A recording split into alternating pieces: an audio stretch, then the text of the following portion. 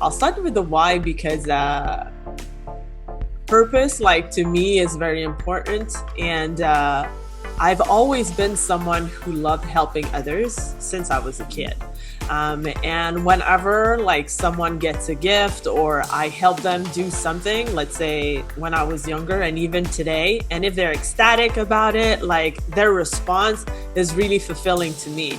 So the coaching business world, why it was so appealing to me is because, when you get a chance to help people build their coaching empire, leave their job, have their freedom lifestyle, you change their lives and they tell you all the time. And that to me is extremely fulfilling. So there are people that get in business for the money, but as I do, that this is so not enough. Like if you're in it just for the money, then your motivation will subside eventually. Or if there's a hurdle that comes, you won't want to go forward with it. But when it's purpose, when it's life mission, when it's because I want to be an agent of change to make this world a better place, then yeah, you do it. You continue and you keep going and you keep changing lives and you keep helping others.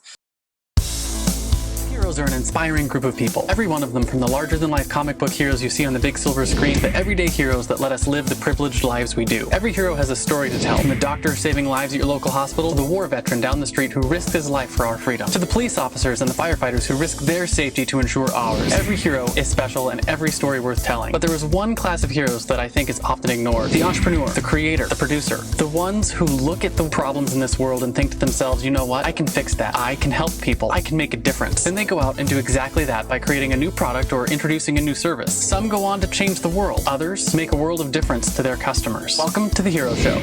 Join us as we pull back the masks on the world's finest heropreneurs and learn the secrets to their powers, their success, and their influence, so you can use those secrets to attract more sales, make more money, and experience more freedom in your business. I'm your host, Richard Matthews, and we are on in 3, 2, 1.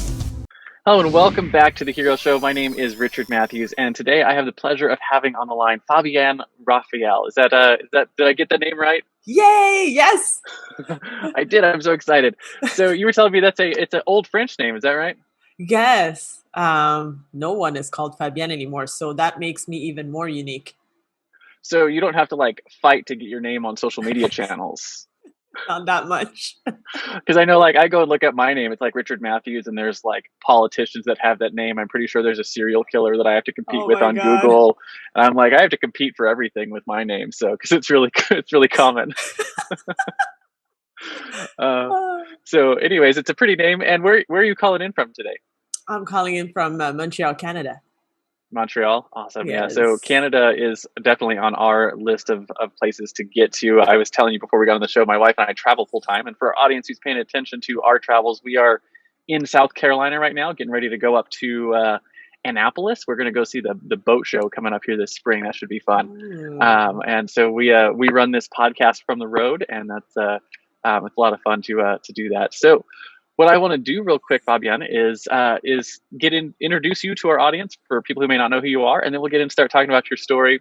So for those of you who don't know Fabienne, she is the creator of the Dream Method, which is with her one-on-one coaching and the Coaching Elite Mastermind. You help high achievers monetize their knowledge, replace their income, fire their boss, and build a coaching and consulting business that they can be proud of.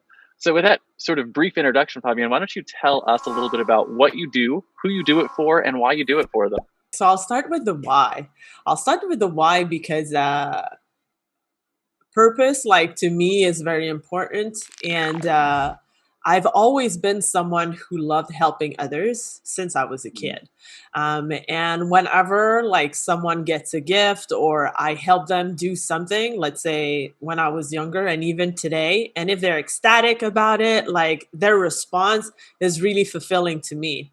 So the coaching business world, why it was so appealing to me is because, when you get a chance to help people build their coaching empire, leave their job, have their freedom lifestyle, you change their lives and they tell you all the time. And that to me is extremely fulfilling. So there are people that get in business for the money, but you know, as I do, that this is so not enough. Like if you're in it just for the money, then your motivation will subside eventually, or if there's a hurdle that comes, you won't want to go forward with it.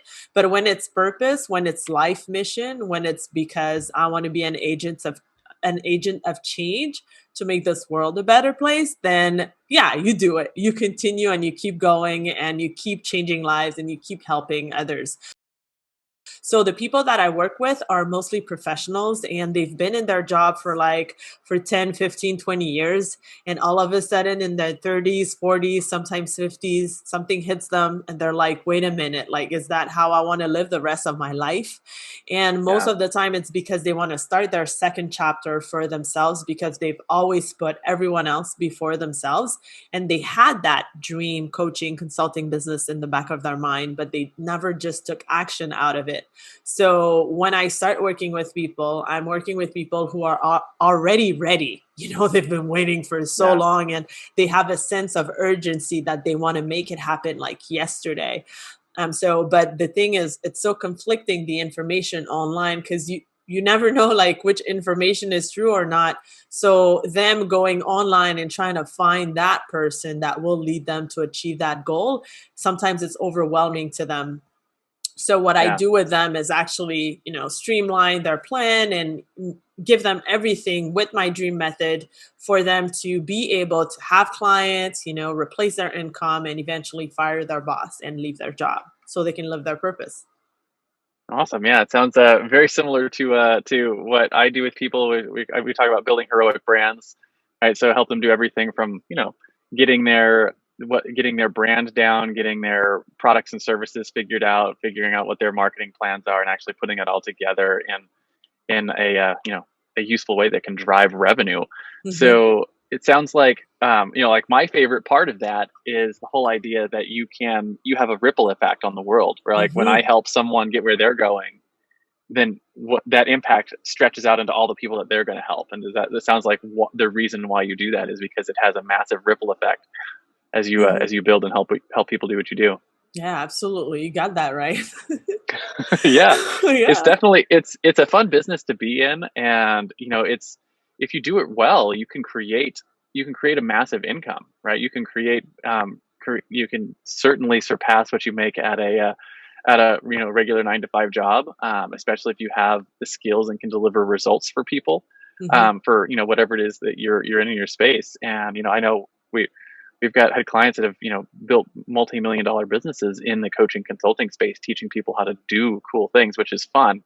And there's definitely that monetary aspect, but then you realize like there's the other side of that, which is the how much impact it has on their clients as well, Hmm. right? Hmm. And how much it changes their lives. So um, and I'm with you, like that's the reason why you do it. You do it for that impact, for that the lasting the lasting change you make on the world. Yeah, exactly. Exactly. So when I'm not on this world anymore, then people could still like take advantage of the impact that I had on others or on the future generations.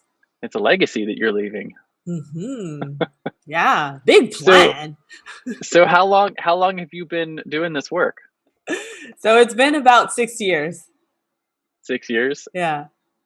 Awesome. So my next question for you is basically how you got into this, right? So we talk all the time on this show about your origin story, right? And every good comic book hero has an origin story, right? It's the thing that made them into the hero they are today. And we want to know that story. Were you born a hero? Were you bit by a radioactive spider that made you want to get into coaching and consulting? Or were you in a job? Did you start in a job and eventually move to become an entrepreneur? Basically, we want to know how you got where you are Okay. to So I think I was born a hero, but I just wasn't aware of it. And it's funny because I had a conversation with the mastermind group I'm in lately, and then we're talking about the amount of people, the revenue that business owners do, and how like only 6% of businesses do over $100,000 a year. Um, and then That's and then shocking. it's really shocking, and also the fact that a lot of people were talking about how it's challenging sometimes because the environment that they're in is not necessarily like the environment that lifts them up, or, like you lose friends along the way, you lose sometimes family members out of your circle because you realize that they are not on your side, or they are not uplifting you to get in business. And then it hit me. I was like, oh my God, like since I was born, I was never average. Like I never did anything like as everyone else was doing it. I was talented at many things, and to me it was different. And at a certain point, I thought it was not an advantage, right? Because you just want to fit in, you just want to do what everyone else wants to be doing. But then, like Hmm. today, I strongly realized that it's an advantage to be different, to be an agent of change, to be capable of impacting and influencing other people's lives. So when I was younger, let's say, I was really shy. I was not like necessarily talking to a lot of people and all that stuff, and it led me like to be very different. And I was very talented at many things, and I touched so many things. But what led me to the coaching business world is like it's no straight line, of course not. It's So like all over the place. yeah. So I graduated as a physical therapist, and I worked as an employee as a physical therapist for a few years, and then not even 3 years So after I so started. you tortured people for a living? Yeah, you could say that. But some of them don't see it that way. Yeah, yeah, I changed their lives for the better. They feel better after, absolutely. you know? My Um, my brother had like 3 knee surgeries, and he had to have a physical therapist to get his knee all fixed, a whole bunch. And I remember like physical therapists would come by, and they do the thing like they gotta stretch the knee to make it work right. And it he absolutely loves them because he can walk and run today because of it. But at the same time, it's very painful to go through some of that stuff. yeah. Some of this stuff is very painful, but it's totally worth it. Like when you know what the outcome can be. And some Yeah. other times, like it's not all treatments that are painful, because like if you're already in excruciating pain like for example having a headache, well, you don't want me to Hmm. increase your headache if you come to for treatment. Anyways, so yeah, but just like after, I think it was 2.5 years I was working as an employee, I had an opportunity to go play in Denmark, team handball. So I used to play team handball as an elite athlete, and I was part of Team Canada. And then one of my dreams was to go play in Europe. So I got a chance, like some coach called me, and I was like, oh my God, like let me go there. So 2 weeks after I had that phone call, I left my job. I took the plane and I flew to Denmark. And to me, like when I rethink about that story, it showed that I was not afraid to go into the unknown. So it's one of the skills that I had that I didn't know I had at the time. Because when I got there, of course, I had many challenges. I didn't know anyone. I didn't speak Danish, but I had to make my way. And I stayed there 2 years. And at the end, like I was able to have a conversation in Danish. Like I would know like places in Copenhagen that the natives didn't know, because I knew so much about the country, well, about that city and about the culture, and way more than when I started. But when I came back, it hit me that most of the people, they stay in their comfort zone, because when I came back from that trip, I had the feeling that I had gone, like I had grown, I had become like a better version of myself. And my friends were still complaining about the same stuff and having that same job and not happy Yeah. about this. Yeah. And so it was like the first time that it hit me that, hey, this is a path that I chose, and maybe like my environment needed to shift for me to be able to continue to grow. um Eventually I met my business and life partner, and then he was in personal development already, and we decided to start a business together, and it was a healthcare agency because I was in the healthcare industry already. So I resigned as an employee physical therapist, and I became a consultant, and then I had my agency, so I would place other therapists in hospitals. I had that for a while until like the government decided not to give so much budget to agencies anymore. Within that time, I was passionate about home staging. I had a home staging business. I pitched a very high TV network for a show about decoration, and it got approved. So I was on TV for one season with my own show. It was That's amazing. cool. And then I don't know, along the way, like I went to that big conference about online marketing. And I was like, oh my God, like what is, first of all, I didn't even know about marketing all that time. And then I was like, wow. And I started meeting like people that were doing coaching. And I was like, wow, like this online stuff, it's no joke, right? Yeah. So I learned a lot. I took a lot of trainings, online courses, hired a ton of coaches, and I was stuck in a while into the I need to know more zone before doing anything about it. And then I had a podcast also. But then eventually, like with having that podcast, meeting so many people online and knowing myself better, I realized that the coaching business world was really fitting with who I was and who I am. And that I enjoy the fact that I can work from home and that I can have clients like internationally, and that I can make that change from my office, like from my home office. It's just amazing, the amount of impact that that coaching can have. Of course, if you do the right thing, because there are many coaches out there also that are promising you stuff but they don't deliver. But like when it does happen, like when you treat your clients right and you're willing to go that extra mile, and they give it back to you like tenfold, because like they say, oh my God, without your help I would not have been there, or you changed my life, or I became such a better person because of your help, whatever.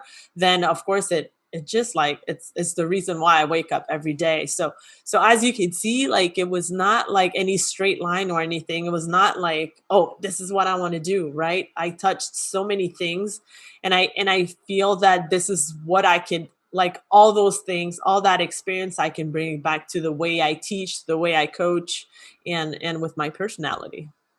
Yeah, absolutely. So it sounds like your journey to this spot was sort of all over the place. Everything from TV to physical therapy to running an agency. You've got all sorts of experience in this world. So my question for you is, do you feel like that journey, like where you were in all those different things, brings a unique perspective to your ability to coach people and build their business?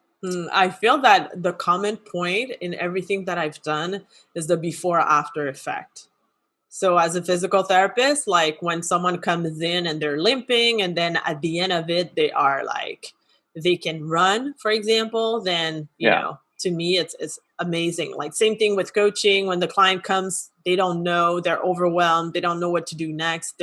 They don't have clients. And then if they finish working with me and I know that they're making a living with their coaching business, then this is the before after effect. Same thing with the agency. I mean, it was because there was a lack of professionals in our healthcare system, and I was able to fill that gap. So it's like, I think that this is the common point in each of those things that I've done. Home staging is like before you sell a home, and after you stage, well, you put the home into, like the house into its full potential, so it could attract the best buyers, and the sellers can have like the most money out of it. So yeah, I would say like the common thread here is the before after effect. I'm Yeah. just like in love with the before after effect. How you can I my fascination with marketing was sort of the same thing. It came from so like my whole formula. You have the dream formula. I call the formula in my business. It's called the digital alchemy formula. And I always like my superhero name for my business is, for this whole podcast thing, is the alchemist. Hmm. And I always liked I say modern day marketing is like alchemy of old, because if you learn to master it, you can turn words into gold. Right. And that's sort of my fascination with marketing, was this idea that you could take someone from where they are, and you can help unlock their potential in life by putting the right words and the right sequence in front of them. Right. You can actually change someone's life by the words you present to them.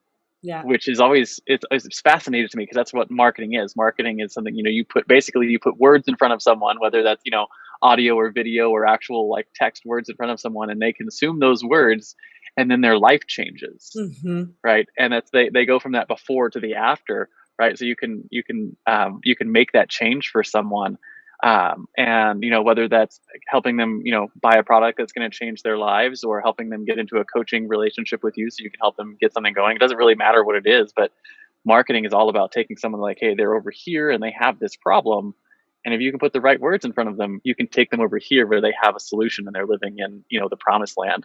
And that's always, it's fascinated me to no end that you can actually positively impact people's lives that way. On the same token, you can also negatively impact people's lives because you can persuade Yeah. people negatively as well. So there's a lot of power that comes with that. You got to use it responsibly, but that ability to impact someone else's life has always been what's attracted me to this space. And it sounds like you have the same fascination. Mm-hmm. We have that in common too.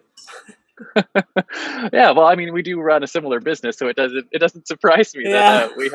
we have similar take on that. So when it comes to building all of this, right, and you've got to this point where you're running a successful agency helping people build their businesses, I want to know, what have you discovered as your superpower, right? So every iconic hero has a superpower, Mm-hmm. right? Whether that's a fancy flying suit made by genius intellect, or the ability to call down thunder from the sky, or super strength.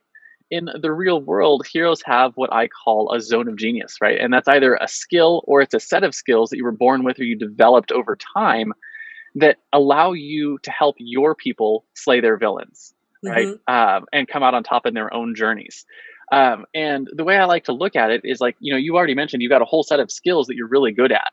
But if you really look at it and break it down, you probably find that you have one skill that's the common thread, the one that like energizes and empowers everything else in your life. And for me, that was always like, it took me a long time to figure this out, but like I was really good at a lot of things. And I realized the reason I was good at a lot of things is because I'm really good at seeing the systems behind things. And so my superpower is in that systems space.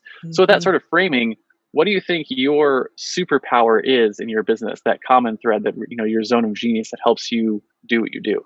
Okay, so I have two, and I would say that they are like kind of like same level.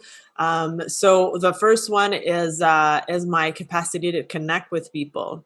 Um, and that I feel have, I was already great at it, but I think over the years, like I got better, like even better at it, because to me, like talking to a stranger is like it's not a challenge. Yeah. Listening and really getting like what the person is telling me quickly is something that I can do like with ease. So I have this capacity to connect with people very easily. And when I ask my clients why they do business with me, most of the time the first thing they reply is that is my personal attention, personal connection, and the fact that it's so easy. So whenever like we are in a context, let's say with my mastermind group, for example, like they always feel that it's a safe space for them to express whatever they feel like expressing, and they feel that they won't be judged and they're here for growth. So that's one. And then the other one is simplicity. I have the capacity to take complex and put it like into its simplest form. And that really helps my clients again, because when they come in, they're kind of like overwhelmed and maybe all over the place, like they don't know where to focus their energy, attention, or marketing or whatsoever. And I'm here just to clarify everything and make them like, put it down to one, maximum two things, and they can focus on that one or two things. And then eventually, if they put all their effort into that, of course the result that they get out of it is way faster than if they had like 10 things to take care of. So I would say Yeah. like capacity to connect and simplicity. So I find both of those really fascinating. I want to talk about the second one first, which is the simplicity, and I love that because my metaphor for that is having the ability to put the cookies on the lower shelf, right? So it's the if you imagine the kids in the in the kitchen trying to steal the cookies, right? You have the ability to take the cookies from the top shelf where it's hard for them to get to and put them on the lower shelf so they can get the cookies, right? And that was like that picture in my head of that ability to take something complex and make it simple.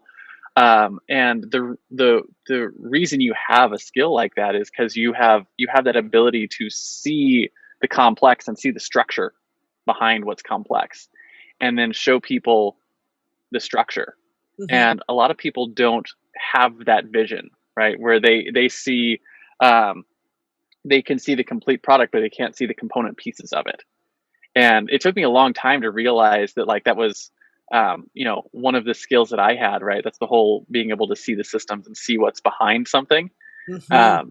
And a lot of people don't have that. And you realize that, like, that's actually a really rare skill, to be able to look at something and not see the thing, but see the things that make it up, right? See the pieces of it, right? And that ability to see those pieces and then show someone else those pieces, Mm-hmm. and show them the building blocks that made up the final product. And that's how you can get into it. Like, coaches in particular tend to be really good in that space because they can see things that other people can't, right? They can see the structure of things and then teach other people those structures. And I can already tell just from, like, you have a dream method that you probably get into, some of what I call, like, instructional design, where you talk about things, you use things like linguistic repetition, and you probably use things like mnemonics to help people remember pieces of those structure. Mm-hmm. Does that sound probably accurate? Yeah. Right. Now you're psychic. No, I mean, it's I can tell from the way that you talk and the way that you do those things that you probably, when you understand how a system works and how to make something simpler for someone, what you're looking at is you're looking at what those component pieces are, and then how do you put those component pieces together in a way that someone else is going to remember them. And human beings operate all the same way, right? It doesn't really matter, what culture you are, or what age you are, or what gender you are, or what your background looks like. Human beings are human beings, and we sort of operate the same way. So if you're in that space where you're teaching people, you're putting cookies on the lower shelf for them, that's going to look very similar for you as it does for me and other people who do the same thing. And you're going to be looking at ways to take those steps and put them into mnemonics that help people remember them, and really learn to step forward. And that's such a unique and powerful skill to have, to help someone work through those. So my curiosity on that front is sort of what has sort of been your favorite way to help people see the internal structures of their goals, right? Of where they're trying to get to. So you're wondering, like, what my framework is, or how I love to work Like, with people? so how do you so not what your framework is. We can talk about that if we want, but I'm curious is how do you see the frameworks, right? How do you look at a goal for someone and then break it down so that someone can actually remember it? Like, how do you go? What does that process look like for you? Okay, so, well, most of the time, like, whenever, like, someone starts working with me, like, they have to go through a few exercises, and one of them is actually, stating their vision and their mission and their qualities and their wins. Like, I make them really go into um, all those things that they've done through all their lives that were wins for them, and I really it's funny because sometimes people are like came up with like 5 things. I'm like, it's impossible that you only have like 5 wins out of 35, 40 years of existence. Like, you have way more than that. And then, you can see like what the common thread is with their zone of genius, for example. Right. So, Yeah, that common thread. and then, making them talk and write about it a lot makes me able to see like what are the key parts of what they want to accomplish, and then take away like maybe the stuff that is not necessary, and just like make it manageable for them, to have like a clear idea of what there needs to be done for them to get to that goal. So it always starts with like a lot of conversations and a lot of exercises, because I feel like when they dump what they have in their minds, or like without even thinking about it, just going freely on it, this is where you get the real stuff. And this is where like why it's important for that person. And that's why I'm so picky about like with who I'm working with, because like that reason why you're doing it, it has to be deep. It happened to me that I was on a call with someone, and I said, why do you want to have your business? And then the person said, because I've always enjoyed luxury. And then I was like, well, why is luxury important for you? Well, because I've always seen myself rich since since I'm a kid. So it was very hard to get to the core reason why the person wanted to do what they wanted to do. So basically, like to me, it was a red flag for the coaching, because like when things get tough, and you know that you have a business, Yeah. it's not always going like the way that you want it to go. So when things get tough, you gotta have a reason that's deep and strong enough for you to keep going. So You have to have yeah, something you so connect with emotionally, and you can't exactly, connect with money emotionally. exactly, yeah. Well, some people do, I guess, but I Yeah. mean, But like it's not a strong connection. It's not one of those things that you have to have something that you'll cry or die for. exactly. So we Right. spoke so much about purpose, about like reason why, about life mission. I mean, those are the words that that triggers, okay, like something's important to that person, and they have a reason why they want to influence others with that the gift that they have, or that talent, whatever. So yeah, so to me that's very important. But to come back to your question, like really it's really with like a lot of conversation, a lot of exercises, a lot of dumping ideas, and seeing the common threads, and streamlining something Yeah. very personalized. So Yeah. it's really interesting because it's like it's that same process where you're getting everything out on the table and you're looking for those commonalities. You're looking for the structure in their life. What are the things that are consistently getting them those wins? Because that's where their superpower lies. So you're sort of uncovering their superpower for them in the brain dumps that they're doing with you. So Hmm. you can see where their wins are, and it's like, hey, this is where your superpower and your unique perspective comes in, and this is where you can build a business to help other people in that space. But most of the time they know where their zone of genius is, but they don't know like at what extent like it's so great as a zone of genius, because people tend Yeah, to underestimate their talent or what their gift is. and yeah, and so like most of the time they're like, well, I know I have this gift, I know I have this talent, I know I can give people results, I just don't know how to reach them, how to make money out of this. But like to them it's so natural that they yeah. kind of They like look at it and they say, undervalue hey, it. that's it's easy for me, so it must be easy for everyone else. So therefore, it's not Uh, valuable. exactly. So I always like to tell people that, hey, anytime you say, hey, that was easy, that's a trigger word to know that you're onto something that's valuable to other people. Absolutely, yeah, absolutely. So the flip side of your superpower, right? So if your superpower is that ability to connect with people and the ability to, put the cookies on the lower shelf, so to speak, that's your superpower. The flip side of that is your fatal flaw, right? So just like every Superman has his kryptonite, or every Wonder Woman has their bracelets of victory they can't remove without going mad, you probably have a flaw that's held you back in your business, right? Something that you have struggled with. For me, it was a couple of things. It was things like perfectionism that kept me from actually shipping product or shipping services. Because always another thing I could tweak before I bring it to the market, and or lack of self care, which early in my career made it so that I let my clients walk all over me, right? Because I didn't have good boundaries and other things set up. But I think more important than what the flaw is how have you worked to overcome it? So our audience who's listening might learn a little bit from your experience there. So yeah, one of the flaws that the biggest flaw that I had when I started my business was my self-esteem was extremely low. So that's what kept me like for a long time without selling anything, or just like lurking what's happening, because I didn't feel that I had the capacity to be able to be paid for anything that I knew.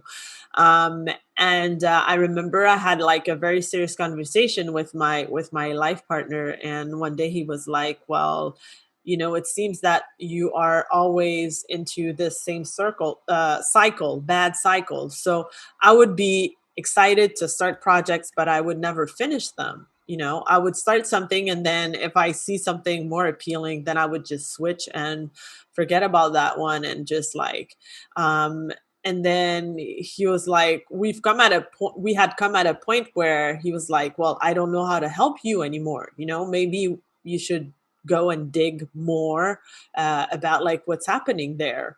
And at that time, I hired a very great life coach, and I remember like sitting at her office, and she asked me those questions to make me say at a certain point, I am nothing. So I said it, and then when I said that, it's as if like it was to my conscious mind, right? So I clicked how like ridiculous that was, and I started I laughed for like 2 minutes. I was like, this is so stupid. This is what I thought, like, because when it came out to me, it was like, oh my god, like this is the place where I was operating all that time. So my subconscious mind was always telling me I'm nothing, so why would I give effort to do anything or accomplish anything? Yeah. Because that bottom line, it would fail.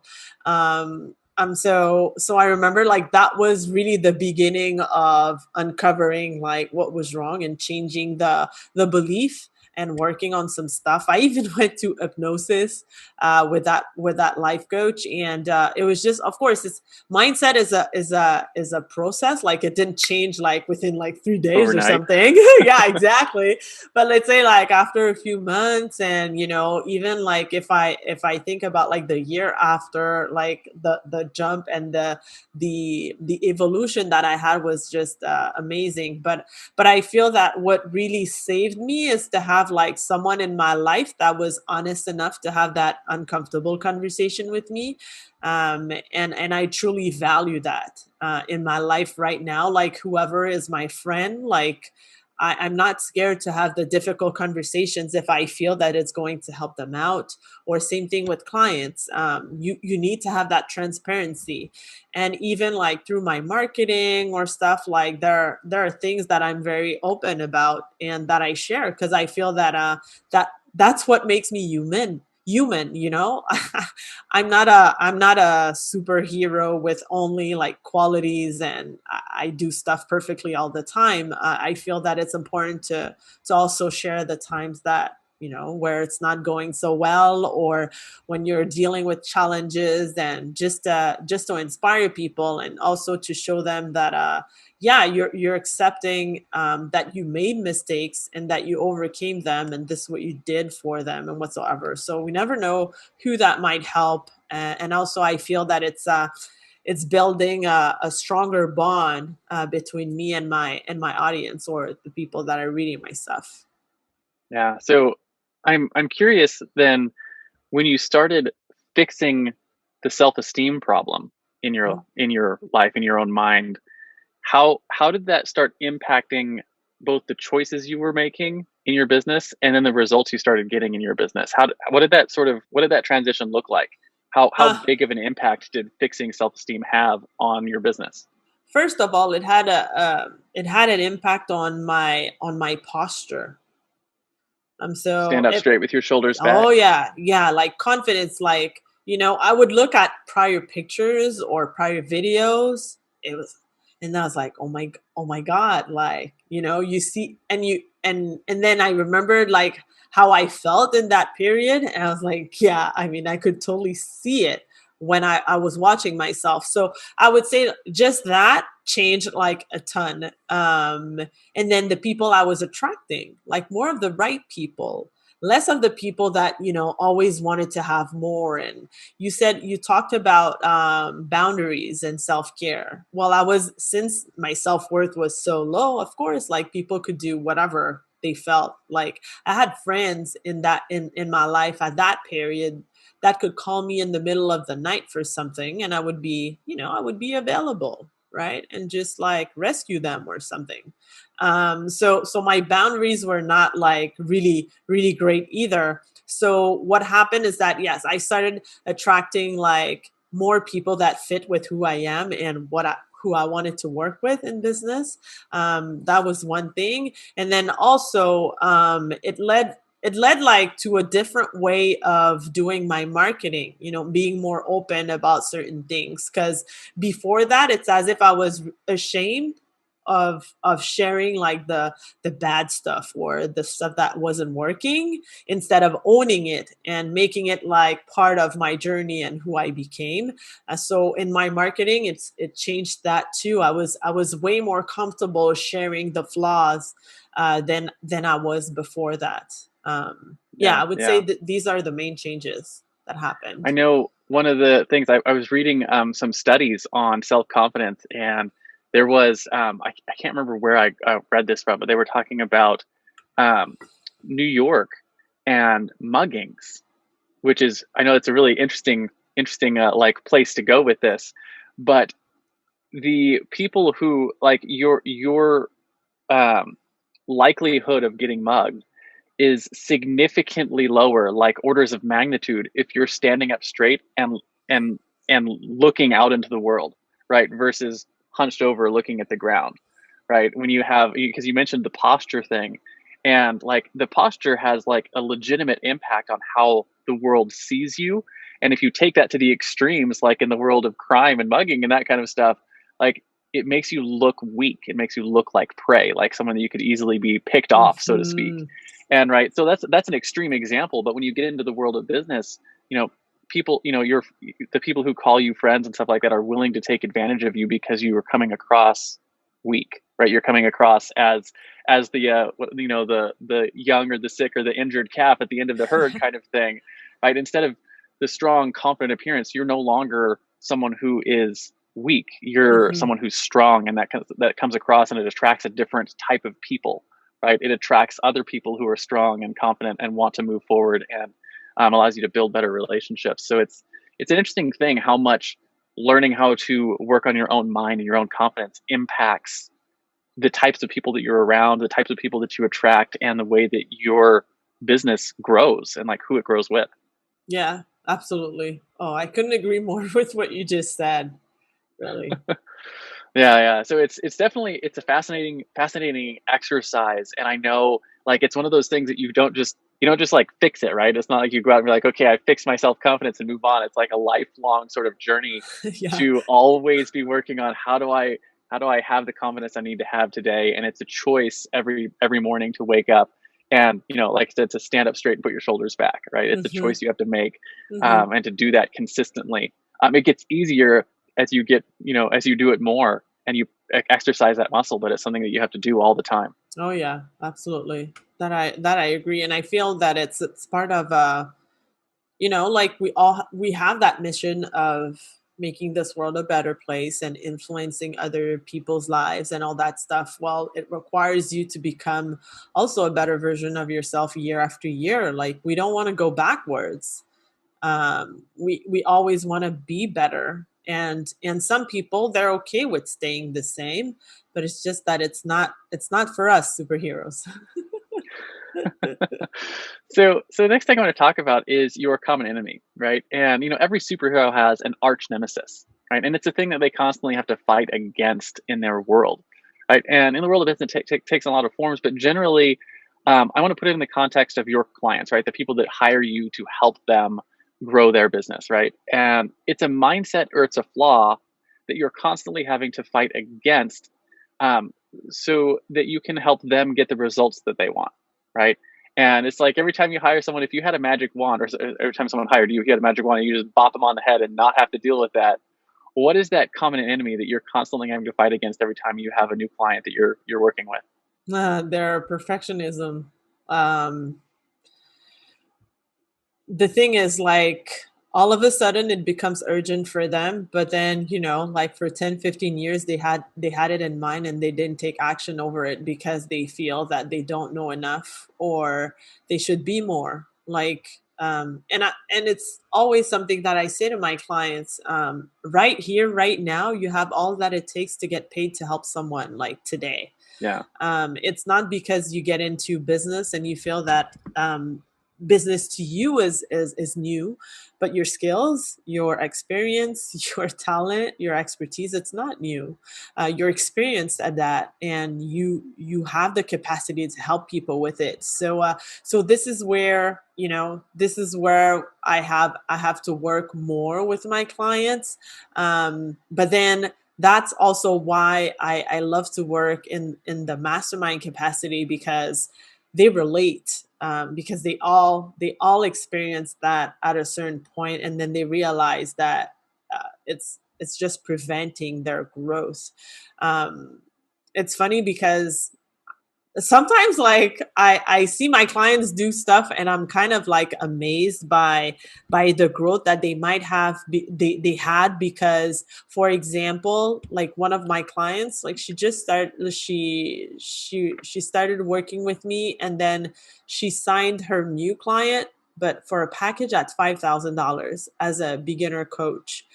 And to me, it makes me very proud, because there are a lot of people that start their coaching business and feel, because they are starting it, that they can't charge like over $1,000, or, they charge like $200 a session or $100 a session or something, because they don't feel confident into, being skilled or whatsoever. So I would say that, yes, like, to answer your question, the fact that people, they feel that they're not enough and they need to have more and do more for them to have that worth and be able to charge that. This is what I have to work on, and I work on it, like, right from the get-go, because it's important that when you state your price, or what you want to ask for your packages, well, you feel confident about it. Because if you Yeah. don't, then I mean, you just lost the sale. You might even not even have the sales call if you don't believe in your price, right? So we also have to work with what feels confident for the person, and then, of course, eventually, like, with results and confidence, like, they can increase their package. But like, I feel that this is the place where, a lot of people have Where to people work on. struggle. So it's Yeah. it's learning it's learning from the get-go how to value their skill set. Right. So Yes. that's where they struggle, is like, they come into this world, I want to get this, but they don't see the value that they're bringing to the world. Yes, exactly. So how do you help them see their value? Well, it's just like, I would say it has to do with, like, the mindset work that we do. Because the majority of them are in the group setting. So I work one-on-one with my clients, but all my clients that are one-on-one are also in my mastermind group. I feel it's important to be in a group setting, like, to be surrounded by community, because it's a way for you to collapse that time into getting your results, right? Mm-hmm. So the whole process, or the whole evolution, it happens most of the time in the group setting, when people are sharing. I love to ask, like, questions that are, thought provoking, and just see, like, what they think about certain stuff. And then when they share about it and they see that other people relate to it, or how they experiment it, then it's easier, when they're conscious about it, to make that switch and say, well, you could back it up with, for example, that result that you got with a client, or something that you accomplished earlier in your life. So it just shows that what you believed is not necessarily, like, um, you had reasons to believe it, probably the way you were brought up, or the influence that you had, or your former environment. But it's also, like, I know that this is something that I use for myself. If there's a period of time where I don't feel as good, or if I have self-doubt, well, to me, what I do is I go back to all my social proof, like, all Yeah. clients' testimonials, like, all the wins I had in my life, like, all my high achiever accomplishments. And then I'm like, oh, okay, I just backed it up with data. It's not something I made up. It's something I received. It's something that I did and accomplished. So therefore, it's easier to move on that way.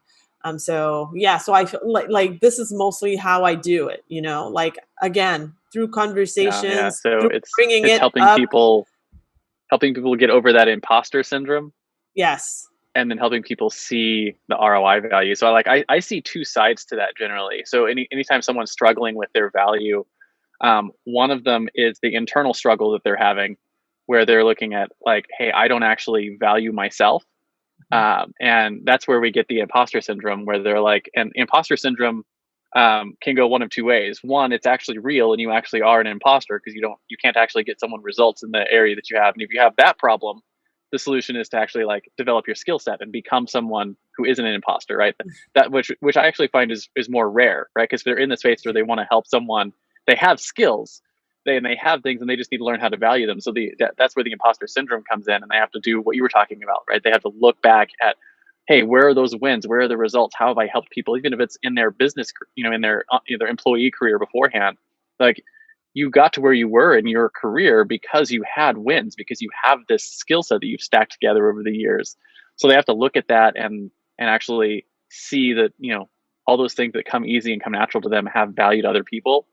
So like that's the one side, is like learning how to fix themselves, and then the other side is learning how to see the value for someone else, right? And so that's like looking at, how do you value that? And I have the little method I walk through with people is something that I call the 3-10 rule, where you start looking at like how you price your services and how you price your coaching or how you price whatever you're doing, is looking at the ROI that your customer is going to get from you, right? And we look at ROI in terms of like, sometimes if you're in like the marketing space, for instance, ROI is really easy, right? You spend $100 on ads, we'll get you $300 in sales, 3x ROI, super easy.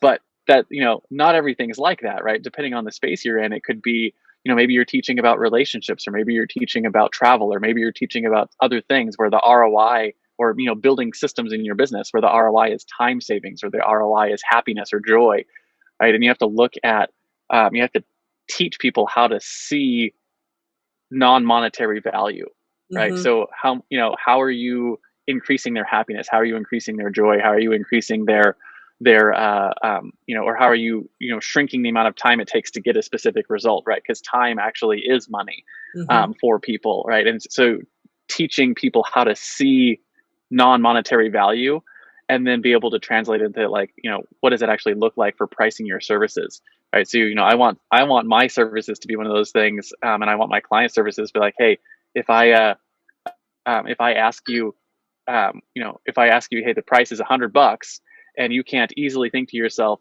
I'm going to see $300 worth of value in return, either in time or money or whatever, then, that's where you want to be. You want to have that like 3x value automatically built in.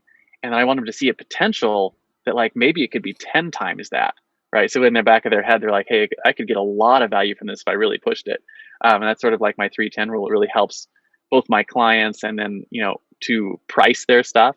And then also when they have their buyers coming to look at it, in their head, they can see that ROI and that value coming through, because, they've thought through sort of what those value propositions are. And it's like a really difficult thing to teach. But that's sort of like the magic is teaching people how to see value on both sides, both in what your skill set is and then what the ROI is for the people who are buying from you.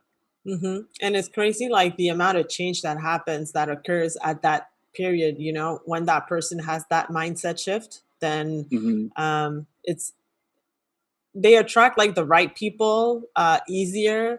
It's less effort for them, and they're getting results like way better than, when they were stuck into that other mindset of, am I worth it, or is my services that valuable, or something like that. Yeah. I always like, one of the biggest things that people sell, they don't realize they're selling, is they're selling they're either selling money at a discount or time at a discount. And so, those are like your two biggest things that most people in the coaching space and the consulting spaces, they're selling, is they're either selling time or they're selling money, right? Or they're selling both. And so if they're selling time, it's like, hey, you want to get XYZ result, you can learn to get this result yourself, which is going to take you 10, 15, 20 years, right? It took me 20 years to get this skill in my whole career. And I got to this point where I've gotten this good at it. Or I can teach you to do it, and I can teach you to do it in 6 weeks, right? So you're selling time at a discount, or you're selling, if you're doing actual things, sometimes you're selling money at a discount. But like, hey, if you're doing this, we can make you whatever the money or the monetary value is. And it's really difficult for people who haven't been in the space before to learn how to see value that way. Mm-hmm. Mm-hmm. So Yeah. yeah. So anyways, it's really fascinating, and hopefully it's something that I think everyone in the coaching and consulting space deals with, is that common enemy of like learning how to value yourself, learning how to value your services. So hopefully our little discussion here has helped some of our audience, Yeah. because I'm sure they're all running into the same problem. Um, but the flip side of that, right? So if your common enemy is the thing that you're fighting against, right, and you're fighting against that, being able to see your value, the flip side is your driving force, right? It's the thing that you fight for, Mm-hmm. right? And so, just like Spider-Man fights to save New York, or Batman fights to save Gotham, or Google fights to index and categorize all the world's information, what is it that you fight for in your business, your mission, so to speak? Oh, wow. So like I fight for like what I'll tell you, I'll start with what I don't like to see in the coaching industry is that some people are giving bad names to the coaching industry because they're not delivering on their promises, or because they use like shame marketing, or Yeah, calling out people marketing, and I feel that it doesn't give a great name to the coaching business. So I one feel like those are the gurus, oh right? yeah. It's that guru marketing. So those, like, I would say that what I'm fighting against is really like the coaching business bad name. Like, I'm really dedicated into, helping my clients get results, give it like helping them become better versions of themselves, and also making sure that they are doing that with our clients also. And that we, like, when more and more of us work like that, then of course, like, that little segment of people, then they might become, that segment might become like a lower amount of people segment, and then we'll just like, our voice will be so much bigger that people won't be able to get into that trap anymore, because there are still coaches out there that are not like very genuine, and that are not giving what people expect them to get. So Yeah. yeah. So you're fighting to change the coaching business and make it a value, a place where people can know they're going to get value. Yeah, absolutely. Yeah. So, and that's a big goal, because I think, what is it, the education space this next year is supposed to cross like 12 or 13 billion dollars, right? It's huge, and it's only getting bigger.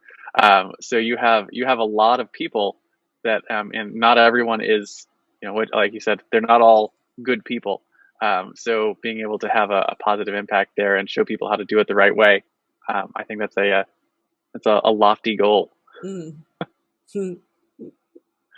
So I want to talk about some practical things, right? We talk about on this show your hero's tool belt, right? And just like, every superhero has a tool belt with awesome gadgets like batarangs and web slingers and laser eyes and sometimes big magical hammers. I'm going to talk about top one or two tools that you couldn't do without in your business. Could be anything from the notepad you use to write down all your thoughts, to your calendar that you put all your appointments into, your marketing tools, to maybe something you use to actually, deliver on your coaching sessions or whatever.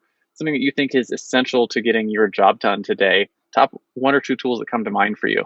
I would say the scheduling app for sure. Because like when someone books an appointment with me, like, they have to go through a questionnaire just to make sure that like that person fits with the type of people I want to work with, and also because I want to make sure that that person is serious about taking action. So yeah, I mean, that saves time compared to just going back and forth about, oh, when are you available and all that stuff. I mean, sometimes it takes 5 minutes, and sometimes it might take like 3 days, because you send an email back, and then the person is not in front of their computer, or didn't see the email, and it takes forever to schedule an appointment. So I would say that. And then the second thing, I would say that it's my journal. I mean, my numerous journals. I don't know how many I filled in up to now, but whenever I have an idea, of course, like, I want to write it down. If I'm on my own coaching calls with my clients, or if I am with my coach, or with my mastermind group, the one that I lead or the one that I'm in, same thing. I mean, because these are the places where sometimes, something clicks and you're like, oh my God. And then you have that idea. And if you don't write it down right away, it might just be lost. So yeah, I love to have journals. I have many of them. And sometimes I go back and revisit them and read them again and be like, oh my God, I have forgotten about that. Let me bring that back into my marketing or into what I want to teach my clients and stuff like that. So the Your scheduling calendar and app, your and then journals. journals. So Yeah. so quick question on the journal, because I've Mhm. always been trying. I've still been trying to figure out the best way to have a journal. Have you found like a perfect size of journal that you actually are willing to keep with you all the time, so you have it? And I'm just out of curiosity, because I've tried everything from like little journals to like big ones to like the 8.5 by 11 ones. I've realized I can't carry the big ones, and the little ones are too small. I've sort of landed on I don't know if I have it sitting around here, um, like a mid-sized journal that's like this size. I'm Uh-huh. just curious, what from a practical standpoint, what have you found has been like the best journal type for The for actually I using like on a regular basis? I like the mid-size one. And let's say if I'm not home and I have some idea that pops in my head, I just record it. And So then you're when like it's you like use recorded, it on your phone, like on a note, yes. the Yeah. audio notes thing? Yeah, exactly. And then I have an app that's called Just Press Record. So and then it transcribes it. So Oh, therefore, like nice. I have it. And then if I want to put it in my journal, then I put it. But if I want to have it, like, let's say if I want to put it in a Google Doc, then it's easy. It's easy done. um yeah, I would say that if I'm not home, I'm not going to bring it. Like if I just go and run errands and come back, like I won't have my journal with me and I have this It'll just be like idea, your phone. I'll record it. Yeah. Okay, Yeah. that's cool. So my and then the other side of that is your calendar, and what and your scheduling app. And what I wanted to point out to you, just because I find this fascinating, is that we're on like 160 or so episodes of this show, and I ask this question all the time on every episode, and probably a full 80% of the people I ask, their response to this question is some version of their calendar, right? And it's amazing to me how many entrepreneurs. At this point, I say that my phrase is, we live and die by our calendars, right? And everything has to be on there. And like my wife even knows, she's like, hey, if she wants me to make sure that like I'm available for something, she'll go into my calendar and block time out off of it, Exactly. because that's the way we live our lives.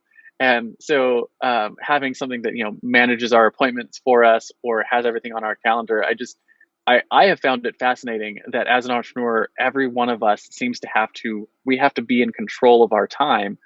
And since you're in the space of helping people who are in careers where their calendar is controlled by someone else and becoming entrepreneurs, how much teaching do you have to do, or helping people figure out how to manage their calendars and manage their time? Is that something that you help people with? Or, how has that ever sort of come up in how you help people? I would say it's funny because lately, like one of my clients, she has not been working. Like she has a few weeks off from work, and uh and she was telling me that she felt bad because she was not doing anything. Like that one day that she didn't feel so well, she didn't do anything in her business to go forward, and then she felt bad about it. um, and then I told her that this was a feel because she's always on the go, like she's always doing something at work, right? And she always have like those deadlines and those clients to satisfy and all that stuff.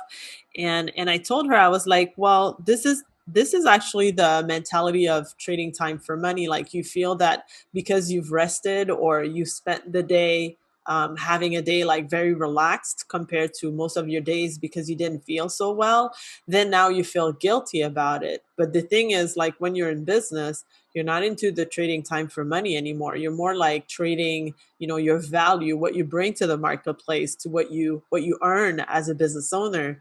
So it's not true that you'll have to work 16-hour days to get like to that same income that you got like from your job. So it's just a matter of Yeah. you like starting to be comfortable with the fact that you won't have to work all day to get these results. A few key things that you have to accomplish to be able to, gain your momentum and have your coaching clients.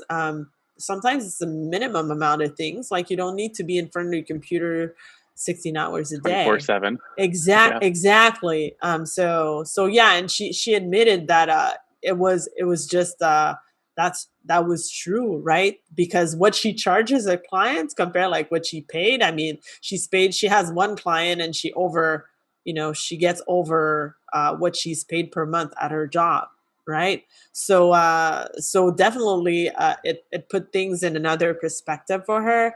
And then of course, like it's growth, it's change, it's normal that it doesn't feel comfortable, but at the same time, if you never stretch or train that muscle, as you said earlier, then I mean you won't be able to grow from it. So yeah, I would say it's mostly like, when something like that comes up, I know about it. Like they tell me about it, and then at that point, for the specific situation, I can offer support. Yeah, it's interesting because like that's like a whole can of worms learning how to manage your time as an entrepreneur. Because if you come from the employee world, you're like, I have to work 8 hours a day, right? Mhm. And instead of working on like, hey, what are the important things that need to get done?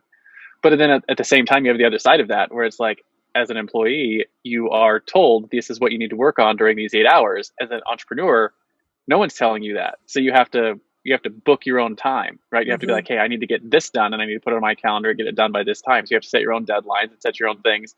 So you have to learn how to both manage your calendar from the standpoint of like, I need to only do those things that are actually important. Mhm. Right? Mhm. I'm not just looking to fill up my Yeah. time, right? I don't need Yeah. to just work 8 hours to work 8 hours. I need to work on the things that are going to bring value, the things that are going to move the needle for my business. And then I also need to remember that I have to actually I have to put things on the calendar. I have to do things. And then to your point on the, taking a rest and some of those things, our employee mindset is work hard, get rewarded with vacation time, right? Um, and so we bring that mentality over into the entrepreneur world where it doesn't actually apply, right? Because I talk about giving yourself permission to play, right? Mhm. Where we think that that we have to do hard work in order to earn rest and recreation, and the reality is you have to have rest and recreation in order to do good work. Mhm. Um, Mhm. so you have to be able Yep. to be willing to give yourself that time to take the dog for a walk or play with your kids or do the things that you want to do with your life, the reason you got into business in the first place, so that when you do have those times blocked out to work on the important things, that you're rested and you're clear and you're capable of really getting that stuff done to a high level. Mhm. Yeah, absolutely. Yeah. So anyways, time management is just a fascinating subject, I think. And I know all of us in this world, we have to learn to deal with it. And like I said, it's fascinating to me that almost every single person we bring on talks about their calendar in some way, because it's a big part of being an entrepreneur. It is, absolutely. Yeah. Speaking of heroic tools, I want to take a few minutes to tell you about a tool we built that powers the Hero Show and is now this show's primary sponsor. Hey there, fellow podcaster. Having a weekly audio and video show on all the major online networks that builds your brand, creates fame, and drives sales for your business doesn't have to be hard. I know it feels that way because you've tried managing your show internally and realize how resource intensive it can be. You felt the pain of pouring 8 to 10 hours of work into just getting 1 hour of content published and promoted all over the place. You see the drain on your resources, but you do it anyways because you know how powerful it is. Heck, you've probably even tried some of those automated solutions and ended up with stuff that makes your brand look cheesy and cheap. That's not helping grow your business. Don't give up though. The struggle ends now. Introducing Push Button Podcasts, a done-for-you service that will help you get your show out every single week without you lifting a finger after you've pushed that stop record button. We handle everything else: uploading, editing, transcribing, writing, research, graphics, publication, and promotion, all done by real humans who know, understand, and care about your brand almost as much as you do. Empowered by our own proprietary technology, our team will let you get back to doing what you love while we handle the rest. Check us out at pushbuttonpodcast.com/hero for 10% off the lifetime of your service with us, and see the power of having an audio and video podcast growing and driving micro celebrity status and business in your niche without you having to lift more than a finger to push that stop record button. Again, that's pushbuttonpodcast.com/hero. See you there. You're listening to The Hero Show, unlocking the power of influence and success. So I want to talk then a little bit about your own personal heroes, right? So every hero has their mentors, just like Frodo had Gandalf, Luke had Obi-Wan Kenobi, Robert Kiyosaki had his rich dad, and even Spider-Man had his Uncle Ben. So who were some of your heroes? Were they real life mentors, speakers, or authors? Maybe peers who were a couple of years ahead of you. And how important have they been to what you've accomplished so far in growing your business? I would say that the first one that really struck me with this message was Jim Rohn.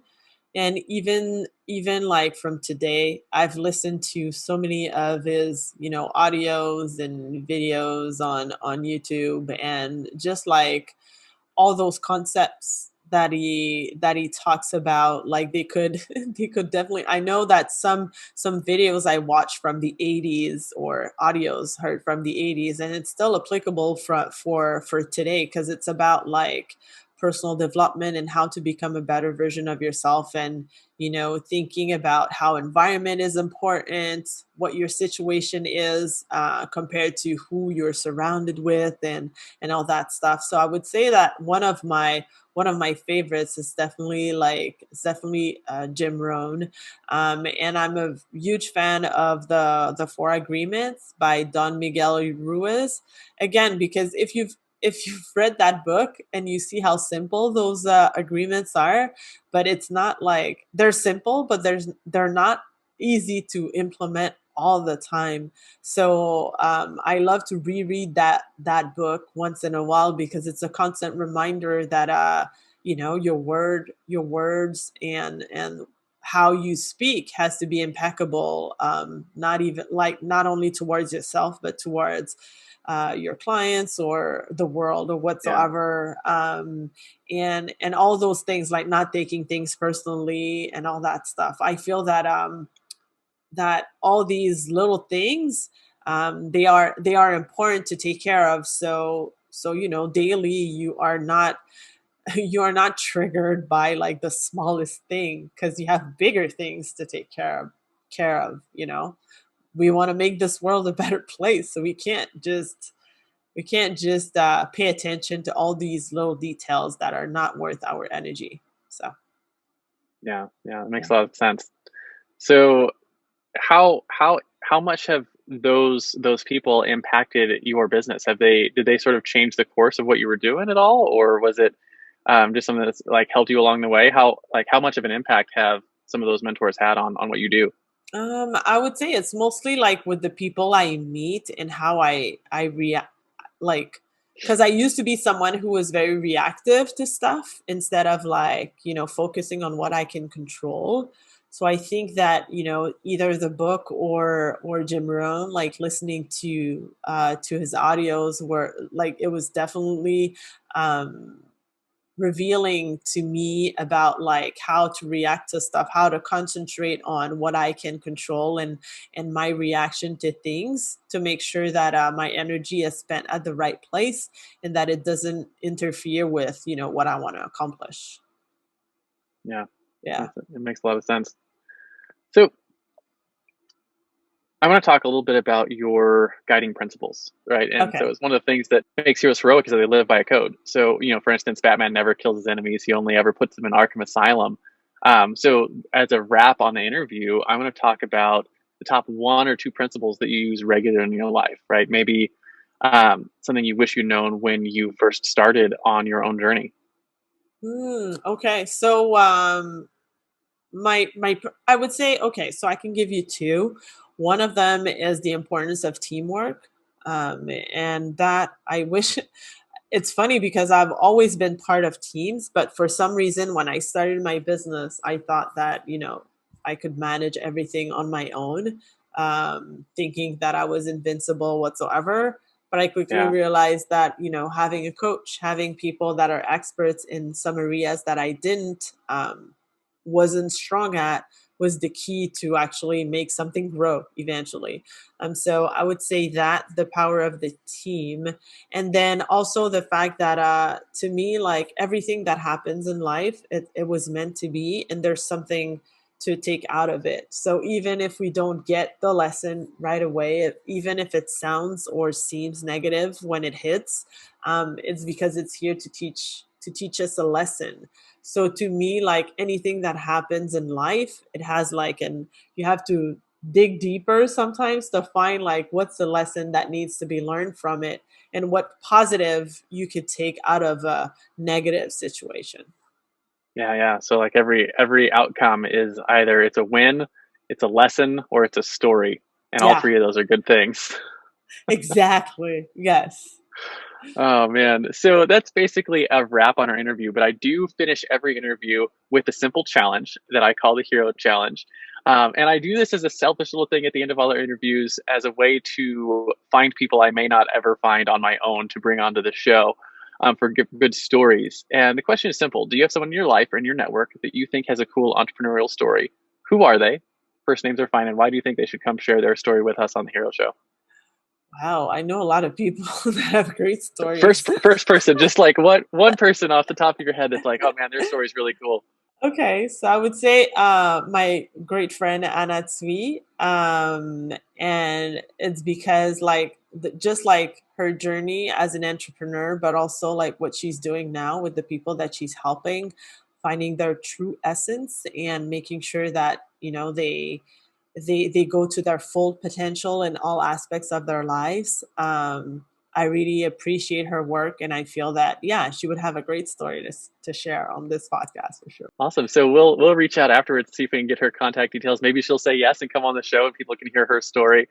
So in comic books, there's always the crowd of people at the end who are clapping and cheering for their acts of heroism. So our analogous for that on our show here is to find out where people can find you, right? If they're interested in reaching out and hiring you or listening to you or, getting on your podcast, where can they go to light up the bat signal, so to speak, and say, hey, Fabienne, where can we, I need your help.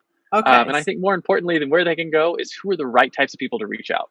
Yeah, exactly. So the people that I work with, they're as I said earlier, they're high achievers and they are professionals who already know what their zone of genius is. So I'm not working with people who are looking to find what their passion is or what their skill set is. Like they know, the people I work with, they know. They just don't know what to do next or how to get started in order to monetize that, and they want to eventually like replace their income and leave their job. So if you're that type of person and you're ready to take action, then the place to reach out to me is at fabienneraphael.com/coaching. And that will lead you to book a call with me. But if you just want to be more with the content that I have, you can just go at fabienneraphael.com or connect with me on Facebook, which is the platform where I'm mostly active. Awesome. And we'll make sure that link gets into the show notes. So if you're listening to this, we'll have the fabienneraphael.com link in the show notes for you. So you can click there and go and find that. Find Fabienne. And, if you are listening to this and you're in that space where you're a high achiever and you want to get into changing your life a little bit and get into the coaching and consulting world, definitely take the time to reach out to Fabienne. Obviously, you've heard her passion and what she's looking to accomplish here on this interview. And again, Fabienne, thank you so much for coming on today and sharing your story. We really appreciate it. Do you have any final words of wisdom for our audience before I hit this stop record button? Yeah, I love a quote by Maya Angelou, and it goes like, people will forget what you say, they will forget what you did, but they'll never forget how you made them feel. So as a coach, this is one of my core quote that I always think about. And if this is your mission, you feel that you can make that change for the people that you help and that you serve, then we can connect for sure. Awesome. Again, thank you so much for coming on today, Fabienne. Thank you so much for having me. It was great.